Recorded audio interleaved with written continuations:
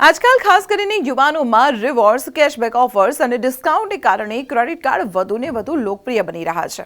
Credit કાર્ડના વધતા ઉપયોગ સાથે શું તમે ક્યારે વિચાર્યું છે કે જો કાર્ડ ધારકનું અચાનક મૃત્યુ થાય તો બાકી રકમનું શું થાય છે? શું તેનું બાકી બિલ તેના પરિવારે ચૂકવવું પડે? ચાલો જાણીએ સાચા નિયમો. સૌથી પહેલી વાત, ક્રેડિટ કાર્ડ એક અનસિક્યોર્ડ લોન છે. એટલે કે જો કાર્ડ ધારકનું મૃત્યુ થાય તો બેંક પરિવારના સભ્યો પર પૈસા ચૂકવવા માટે દબાણ નથી કરી શકતી. આરબીઆઈ ગાઈડલાઈન મુજબ બેંક માત્ર મૃતક વ્યક્તિના નામે રહેલી સંપત્તિ જેમ કે એફડી, પ્રોપર્ટી કે અન્ય રોકાણમાંથી પૈસા વસૂલવાનો કાયદેસર પ્રયત્ન કરી શકે.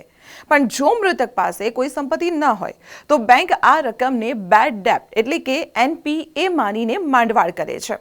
આરબીઆઈના નિયમ મુજબ રિકવરી એજન્ટ પરિવારના સભ્યોને ધમકાવી શકતા નથી કે માનસિક ત્રાસ પણ આપી શકતા નથી. જો આવું થાય તો તમે બેંકમાં ફરિયાદ કરી શકો છો. યાદ રાખો, જો કાર્ડ જોઈન્ટ હોય તો બીજા વ્યક્તિની જવાબદારી બને છે. અને આવી જ નાણાકીય માહિતી માટે અમને ફોલો કરો અને આ વિડીયો શેર કરો અને આવી જ મહત્વપૂર્ણ ઇન્ફોર્મેશન માટે આપ જોતા રહો સંદેશ ડિજિટલ.